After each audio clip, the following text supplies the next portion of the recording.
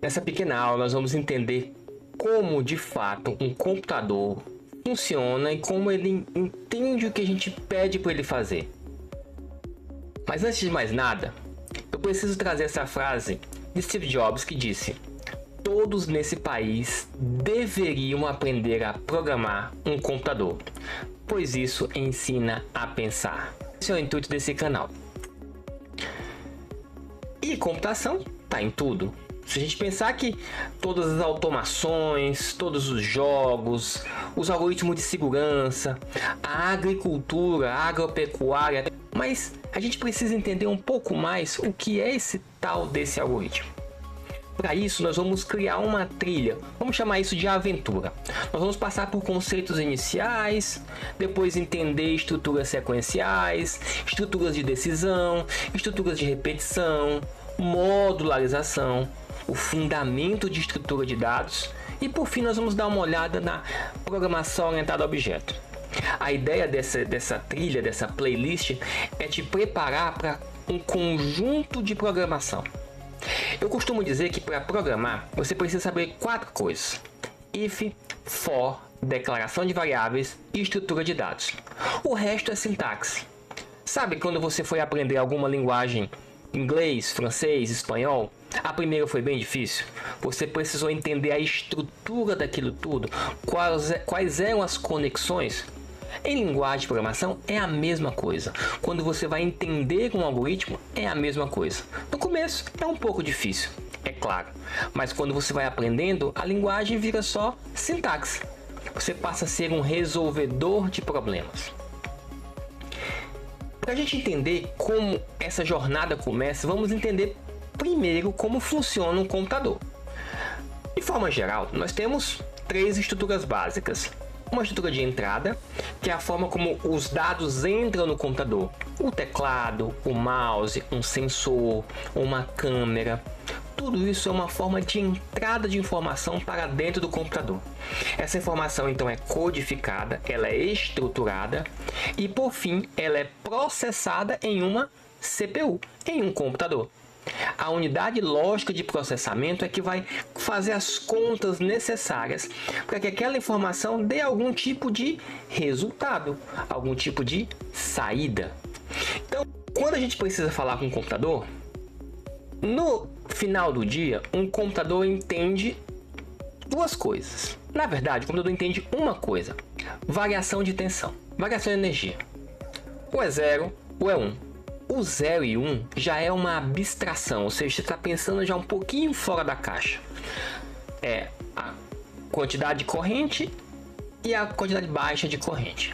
Isso vai dar alguma informação de positivo e negativo, de 0 e 1, de informação e ausência de informação. Então, a gente consegue codificar dessa forma, falar com o computador baseado em diferença de potencial, diferença de tensão. A gente consegue conversar com o computador só colocando zeros e uns? Possivelmente, com um pouquinho de esforço a gente consegue sim. Mas a gente precisa entender que a computação é um conjunto de camadas de abstrações. Ou seja, você começa a pensar um pouco mais. Você consegue a pensar mais sobre o problema, ao invés de fato no código, na energia, presença de energia, ausência de energia. Isso são as linguagens de programação. Então, para você conversar com o computador, você pode falar com zeros e uns. Mas, como é difícil, foi criado o Assembly, que é uma linguagem de programação de baixo nível, que consegue converter instruções em instruções de máquina, aquelas que rodam lá na CPU mesmo. Só que programar em Assembly também é um pouco difícil. É muito mais complexo para um iniciante como a gente começar trabalhando com Assembly. E hoje em dia a gente nem mesmo codifica nessa linguagem. Foram criadas outras linguagens por cima, camadas e mais camadas de abstração. Essas camadas são chamadas linguagens de programação de alto nível. Então foi criado o C, o C++, o C Sharp, o Java, o Python. Tudo isso com uma linguagem mais próxima da nossa, do português, do inglês, do espanhol. Então, para conversar com uma máquina, eu não preciso saber fazer contas em zeros e uns, até porque seria muito mais complexo. Isso não quer dizer que você não precise aprender como funciona isso, mas para programar, para desenvolver soluções computacionais, você precisa entender essa parte básica, mas você precisa entender muito mais de lógica de programação. Como que você transforma suas ideias em código, que por sua vez é compilado, ou seja, é transformado em uma linguagem que o computador entende. Então, se você usa Python, por exemplo, e faz printf olá, ou print olá, a ideia é que você quer imprimir a palavra olá em algum lugar, no console, no computador, por exemplo. O computador em si, a máquina, ela não entende o que é um print, o que é aquele olá. Ele entende, na medida do possível, zeros e uns. Então o compilador transforma essa tua instrução, essa tua regra, em um comando de máquina para ser executado no computador. Em suma e de forma geral, você vai dar instruções em uma linguagem mais próxima da nossa, português, inglês, espanhol. O compilador vai transformar aquela tua instrução em uma instrução que o computador entende. É um meio do caminho. É uma facilidade para os desenvolvedores de computador. Mas aí, a gente tem que entender que tudo isso faz parte de um grande conjunto, um grande mistério chamado algoritmo. E eu estou aqui para desmistificar um pouco esse mistério. Um algoritmo basicamente é uma sequência finita de passos bem definidos que são organizados para resolver algum problema, alguma instrução. É uma receita. Então imagine, se você quer que um robô ande, você vai dar uma instrução andar. Se você quer que uma máquina imprima, você vai dar a instrução imprimir. Um algoritmo é uma sequência de passos bem definida. E por que as pessoas falam que o Instagram é o meu algoritmo? Não existe o seu algoritmo no Instagram. Não existe o algoritmo da sua prima no Instagram. Existe o algoritmo do Instagram, que é baseado numa estrutura de dados bem complexa chamada grafo, que tenta organizar os relacionamentos da sua conta, do seu arroba, com outras arrobas. Organizar os vídeos que você acessa com outros vídeos. É um algoritmo muito bem definido. No final das contas, ele está aprendendo alguns parâmetros para tentar lhe dar o melhor vídeo possível que vai mais engajar você. Mas no final do dia, um algoritmo é uma sequência de passos bem definida e finita. Se o algoritmo não termina, ele não faz sentido existir. Ele tem que ter um propósito, uma execução, um começo, um meio e um fim, para resolver um problema. Um código que não faz nada também não é um algoritmo. Vamos pensar de forma mais abstrata ainda. Você já programa de alguma forma? Você já usa algoritmos? Todo mundo que já fez um cafezinho sabe, na medida do possível, como faz um café. Se adiciona água, o pó, liga a máquina ou liga o fogão, aquece, coa, coloca na xícara.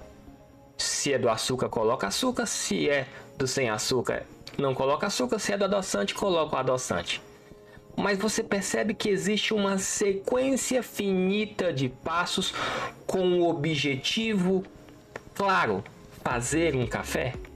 Um algoritmo é isso, uma sequência finita: pegar a água, aquecer a água, colocar o pó, misturar, colocar na xícara, colocar açúcar e beber.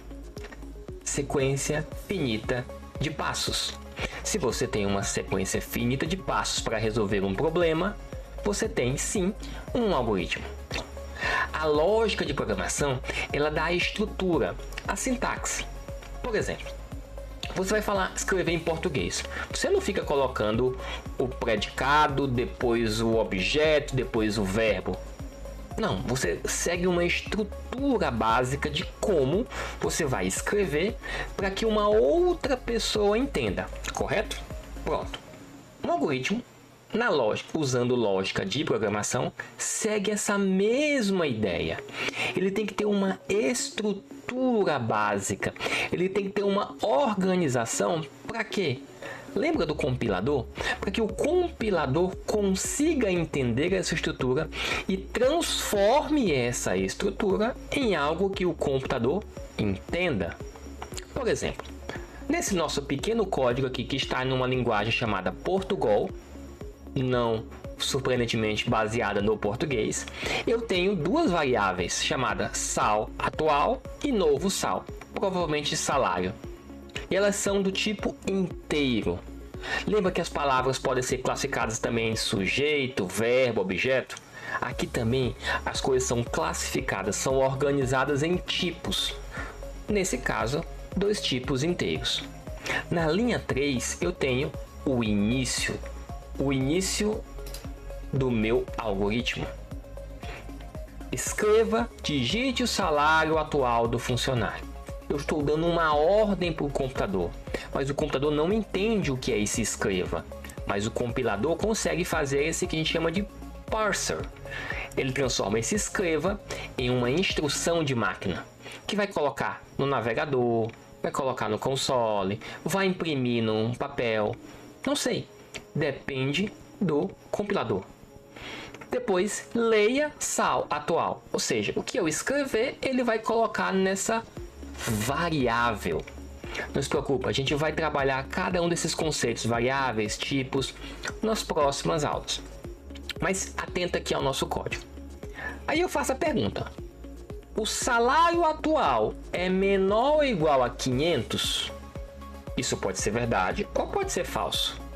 Se for verdade, então o novo salário vai ser igual ao salário atual vezes 1,20. Ou seja, vai dar 20% de aumento. Se não for, o salário atual só vai receber 10% de aumento. Eu acabei de colocar lógica, acabei de colocar sentido no meu código. Depois eu coloco um fim se, termina a instrução se, e no final, na linha 11, eu tenho escreva novo salário e imprime o novo salário que foi calculado. Na linha 12, fim do algoritmo. E aí eu quero que vocês prestem muita atenção nisso. Ele tem um começo? Tem. Ele tem uma entrada? Tem. Ele tem um processamento? Ele calcula alguma coisa? Ele computa alguma coisa? Computa. Ele finaliza? Ele escreve? Ele tem uma saída? Ele tem uma saída. Então ele segue a estrutura básica de um algoritmo. O que nós escrevemos aqui foi a estrutura do nosso código para definir se ele é um algoritmo: entrada, processamento, saída. Passos finitos, resolve um problema, tem alguma lógica, é finito, temos um algoritmo. Isso é um algoritmo básico de aumento de salário. Mas esse aqui é só o começo. A gente vai trabalhar com vários algoritmos. Nós vamos utilizar diversas linguagens. E eu finalizo essa aula de hoje dizendo o seguinte: no final do dia, a linguagem é o menos importante. A lógica de programação é o que vale. Depois que você aprende inglês, aprender alemão fica mais fácil. Depois que você aprende francês, aprender espanhol fica mais fácil. Porque você já entendeu a estrutura. Você entendeu a lógica dessas linguagens. Então, se nós nos atentemos à lógica de programação, a linguagem vira só uma ferramenta. Então, você vai trabalhar com lógica de programação. É óbvio que nós vamos utilizar algumas linguagens.